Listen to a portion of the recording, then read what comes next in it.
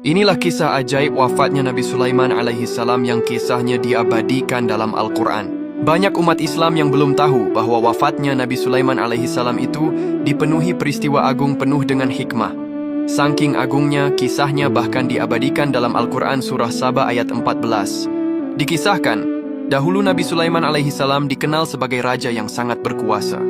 Beliau memerintah tidak hanya manusia, tetapi juga jin, setan, dan bahkan hewan. Kerajaannya makmur dan pasukannya tak tertandingi. Namun di balik semua kekuasaan duniawi itu, beliau adalah hamba Allah yang saleh, bijaksana, dan taat. Beliau dianugerahi kemampuan berbicara dan memahami bahasa hewan, termasuk burung seperti kisah burung Hudhud dan Ratu Balqis. Angin tunduk padanya, memindahkannya beserta bala tentaranya kemana saja dalam sekejap. Beliau juga mampu mengendalikan jin dan setan yang dipekerjakan untuk membangun bangunan megah, istana, dan benda-benda seni. Meskipun memiliki kekuasaan mutlak, Nabi Sulaiman sangat bersyukur kepada Allah. Beliau rendah hati, sering berdoa, dan selalu mengutamakan keadilan dalam pemerintahannya. Beliau menggunakan kekuatannya untuk menyebarkan tauhid dan kebenaran, bukan untuk menindas. Wafatnya Nabi Sulaiman adalah salah satu peristiwa paling unik dalam sejarah kenabian, yang menjadi bukti nyata bahwa hanya Allah yang mengetahui hal gaib.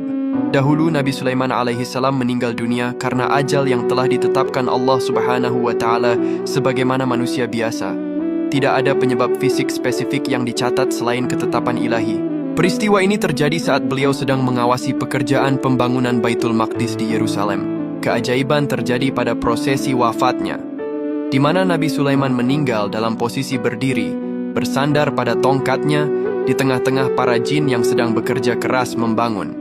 Karena para jin tidak mengetahui hal yang gaib, mereka tidak menyadari bahwa pemimpin mereka telah meninggal.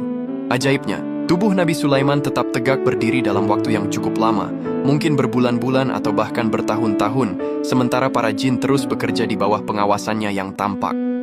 Bayangkan, selama waktu itu tubuh Nabi Sulaiman tetap utuh tanpa mengalami pembusukan sedikit pun. Barulah ketika rayap atau sejenis serangga tanah memakan bagian bawah tongkat beliau, tongkat itu menjadi rapuh dan patah. Tubuh Nabi Sulaiman yang sudah kaku akhirnya tersungkur ke tanah. Momen tersungkurnya jasad Nabi Sulaiman ini lantas menjadi peristiwa yang menggemparkan bagi bangsa jin dan setan. Mereka terkejut luar biasa dan segera menyadari bahwa raja mereka telah wafat sejak lama.